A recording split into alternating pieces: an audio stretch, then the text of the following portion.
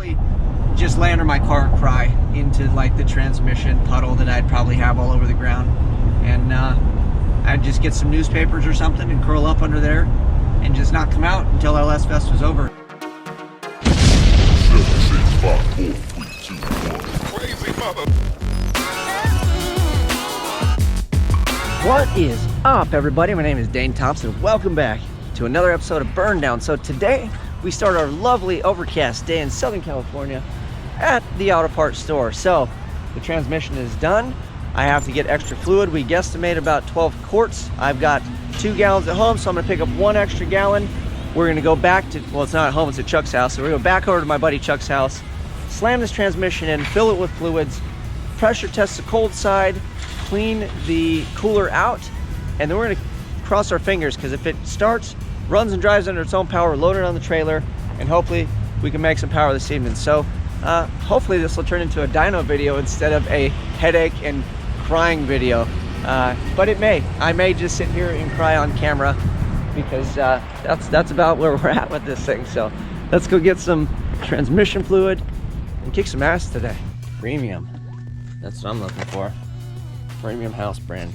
Premium house brand, every time. All right, so we made it back to Chuck's garage, where my car is patiently waiting for this transmission that was rebuilt at midnight last night. So yeah, talk about exciting. Anyway, I'm gonna open this up, slam that thing in, and then we will just kind of keep you posted on how we go.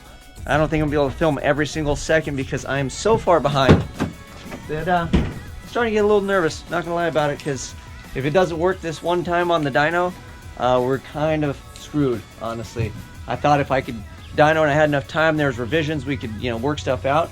At this point, if it doesn't work, I am so far behind, it's not even funny. So let's get to work. It's gonna be a good day. It's Taco Tuesday, by the way, so can't go wrong with Taco Tuesday. At least I will get tacos.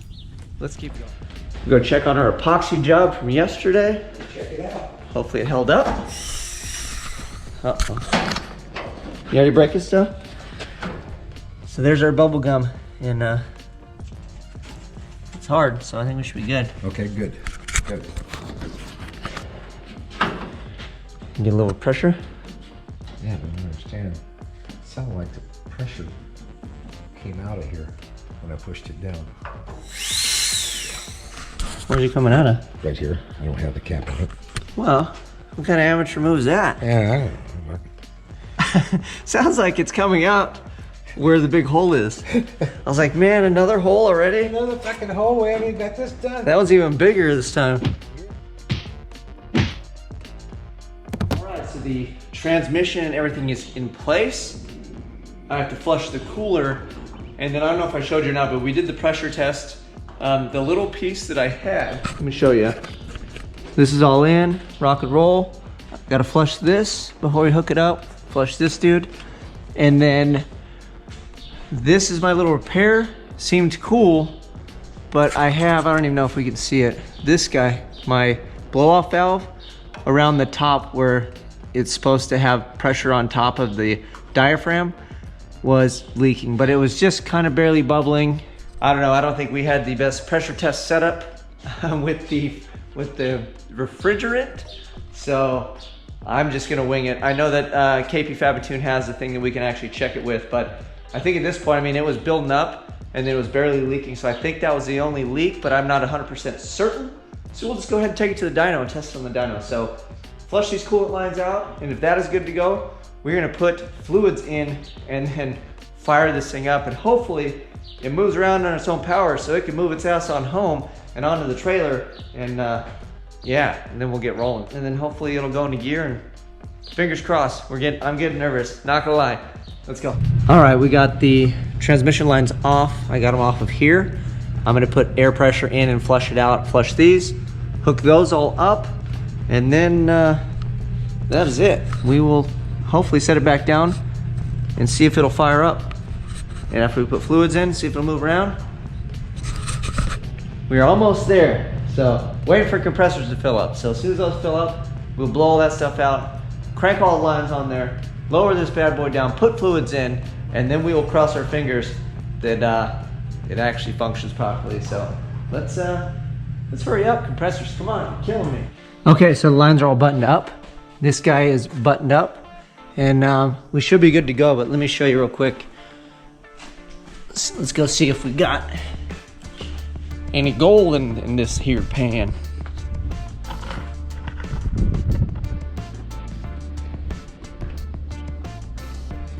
Oh, there's some flakes. So I'm glad we flushed that. All right, here we go. This is the part where I spill transmission fluid everywhere, right? No, I'm not supposed to. I know what you're supposed to do. I just know how I do things. Let's put a whole one of these in there and then see if we can crank it. Yeah. Just to get it to circulate, and then we'll turn it off. Yeah. All right, so we're gonna continue putting some fluid in. We're gonna fire it up, get it circulated, and we'll try to put it in gear and see if this thing actually functions like a car again. Moment of truth, we're gonna start it and then put it through gears. Get that thing to pump a little bit, and then we'll double check it, put more fluid in it. I've got like 1.5 gallons in it. So, hopefully, we are magical.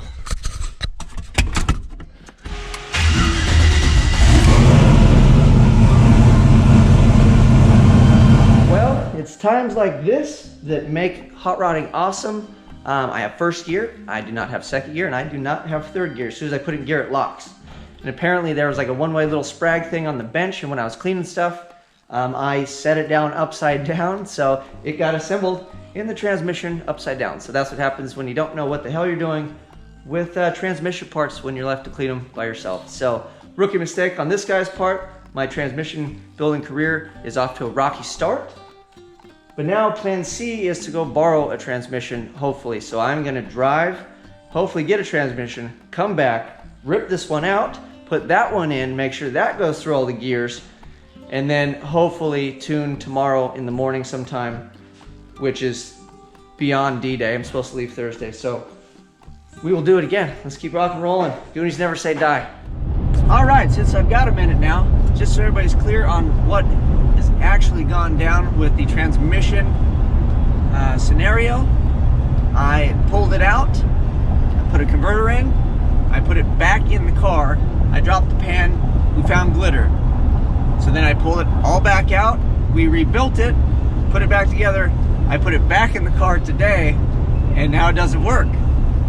So I'm on my way to borrow one that is supposedly fresh, ready to go, and then I'm gonna pull mine back out, put this one in, and then try it again. And just so you know that it's actually real life on here and I'm really not making this up, is I really feel like pouting right now. I really don't feel like driving and getting another transmission and doing it again, but thank God I have a lift. If I was on my back rolling around the driveway, I think I would have thrown in the towel. I'm not even gonna lie, because it's so hard to put a transmission in to roll around in your driveway that I would probably just lay under my car and cry into like the transmission puddle that I'd probably have all over the ground. And I'd just get some newspapers or something and curl up under there and just not come out until LS Fest was over. I would just hibernate under my broken ass car. So here we are once again, and it is pretty much like Groundhog Day. We are back again at the same place where we started this morning with a transmission in the back of my truck, except before I didn't have one in there. So now I have one to pull out, a different one to put in, and we're gonna try this all over again. So wish me luck. I'm gonna do this until I either rip all my hair out or it works. So all right, well, that is it. I'm gonna put it under a load, take it off here, but it goes through the gears, forward, reverse, warms up. We're not hopefully pissing fluids or anything. I didn't see nothing major. So if it goes through the gears, and then we'll check the dipstick again, make sure it looks good. And I'm gonna try to roll it around the block, and then if that works out, we are putting this on the trailer. We are breaking it in right on the dyno. Stick around, stay tuned for the next one. And man, I am tired, but Goonies never say die. We ain't gonna give up. We gotta get to LS Fest, have some racing, have a little fun. Like it, subscribe, share with your friends. I am out.